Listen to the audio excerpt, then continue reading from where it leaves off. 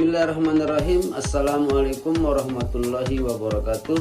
Saya Muhammad Hirsan, Kepala Bidang Pemberdayaan Usaha Mikro pada Dinas Koperasi dan UKM Kabupaten Lombok Timur, mengucapkan selamat hari ulang tahun yang ke-9 kepada media Suara Rinjani.